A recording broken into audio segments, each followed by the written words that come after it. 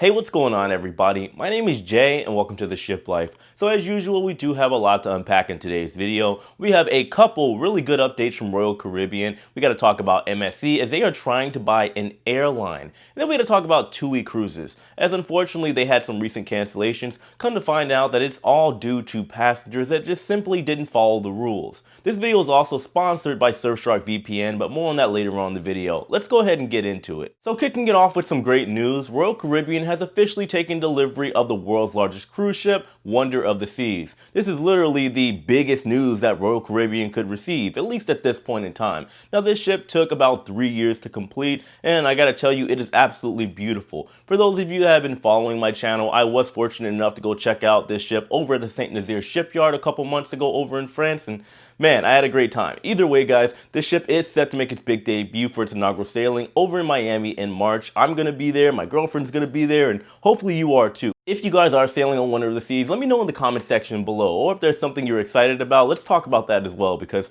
obviously, like I said, this is some really good and big news. In more Royal Caribbean news, Royal Caribbean has a new COVID testing partner located right here in the United States, known as Quest Diagnostics. They have about 2,000 facilities here in the US, and they can help you with all your pre- and post-cruise testing needs. Now, apparently it's going to be at no cost. However, it's using very vague words, saying that if you are eligible, the testing will be of no cost. So I'm going to dig in a little deeper. I'm assuming that if you are cruising on a Royal Caribbean ship, it's going to be free of charge, but who knows at this point? I know things tend to change when it comes to testing cost. And anyway, Quest Diagnostics is not a bad company. I've gone there several times even before the pandemic, and overall they are pretty professional and they got things done pretty quickly. As far as COVID testing, they're saying that if you do take a test for your pre-cruise, then they could have it back to you within 48 hours in most cases. Finally, we do have one more update for Royal Caribbean as they are adding in a brand new feature over at their private island located in the Bahamas, Perfect Day at Coco Cay. It's known as Hideaway Beach,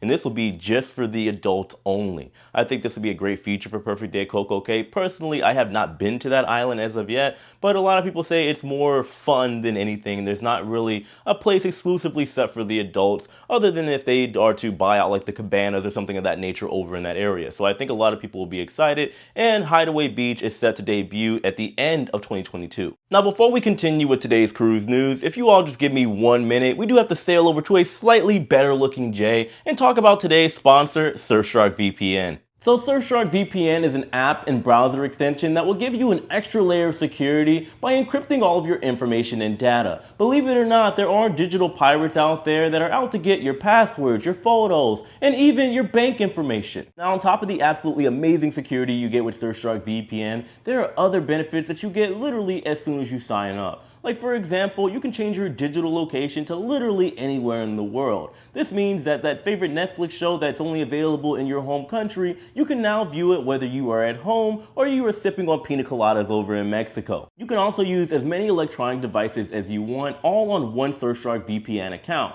So if you want to use 20 cell phones and 500 laptops, it's all fair game with your Surfshark VPN account. Not really sure why you would use that many devices, but I'm not here to judge. Now, if you want to sign up with Surfshark VPN, you have an amazing opportunity right here on the Ship Life. All you got to do is use the promo code SHIPLIFE, and you will get not only a whopping 83% off, you will also get 3 months free. Did I also tell you you have a money-back guarantee, which means you are doing all of this literally risk-free. Now, if you want to sign up with Surfshark VPN, I will pin it in the comment section below and in the description box. Surfshark, thank you for sponsoring today's video. Now let's go ahead and get back to the news. Moving on, we do have MSC potentially trying to acquire an airline. It's known as ITA Airlines or ITA or ITA. You know what? I'm not really sure. Somebody let me know in the comment section below. I know one of you have to know. But anyway, unfortunately, they are also in a bidding war with another major airline located over in Germany known as Lufthansa. I've flown Lufthansa plenty of times. Very, very nice airline. I want to fly again someday. But anyway, basically these two are kind of back and forth because they want to buy out this airline. Now, this could be extremely beneficial to MSC Cruise Lines because if you guys don't know, MSC, which stands for Mediterranean Shipping Company, they don't just have cruise ships. They have ship containers that they ship out. They're actually one of the largest shipping container companies in the entire world. So obviously if they buy this airline, they would not only use the planes that they have in the fleet for passenger operations, they would also use it for shipping and logistic purposes, which would probably and massively expand all their operations. And I do believe, and I've been saying this for the past year or so, that MSC, even though they are already a major contender, I do believe they will be one of the top cruise lines and just one of the top companies in the entire world. They keep at it like this. So I am looking forward to seeing how this deal goes, and hopefully they're able to beat out Lufthansa. But I guess we'll see. Now, finally, let's talk about what's going on with TUI Cruises. As most of you know, or maybe you don't, TUI Cruises is partly owned, 50% in fact, owned by Royal Caribbean. Now, a couple weeks ago, TUI Cruises put out a big game-changing announcement stating that for all passengers that are going on the German-based line, as far as their ships that are currently in operation,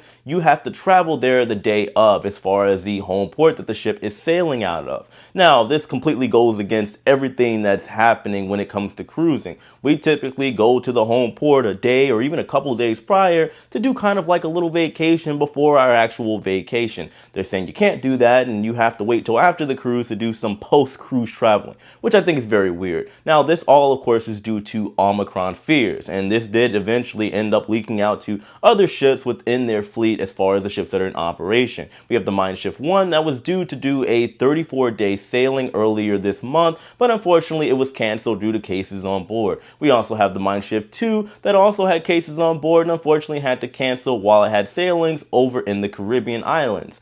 Now, when it comes to the Mein Schiff 2, according to the Crew Center, we have crew members on board Mein Schiff 2 that are saying that they are not surprised in any way, shape, or form that they ended up having to cancel and end up having, I don't know the exact number, but a decent amount of positive COVID cases on board linked to Omicron, because they're saying that the passengers on board were not social distancing, they were not wearing masks, they just simply weren't following the rules. So much, in fact, that there had to be multiple announcements by the head staff on board, like the captain on board, telling everybody to please adhere to the rules and regulations that they require on board the Mein Schiff ships. Now, I will be honest with you guys, I don't know as far as the validation, with this whole situation, because usually it's somebody that has sailed on ships during the pandemic, you are going to hear these announcements like a broken record, telling people to follow the protocols and reminding everybody of what the protocols are. Maybe on Mein Schiff 2 they had to do it more than usual, but either way, that's just kind of the norm. But in regards to the situation, I will say this. It is absolutely normal, and it's understandable that no matter what ship you go on, whether it's a German ship or Royal Caribbean Carnival, you are always going to find passengers that simply are not going to follow the rules. I've been talking about this since the start of the pandemic way back in 2020. Not everybody is a die-hard loyal cruiser that wants everything that's best for the entire cruise ship industry and is willing to do whatever it takes to make sure they can sail safely. Some people just flat out don't care, and it is what it is. However, even though we've had this week-long cancellation, thankfully the Mein Schiff 2 is set to resume operations out of Barbados today, and hopefully, fingers crossed, things go as planned. Either way, guys, I do want to leave it right here. I do want to hear your thoughts in the comment section below as usual. I appreciate every single one of you. That's today's cruise news. You guys stay safe out there and take it easy.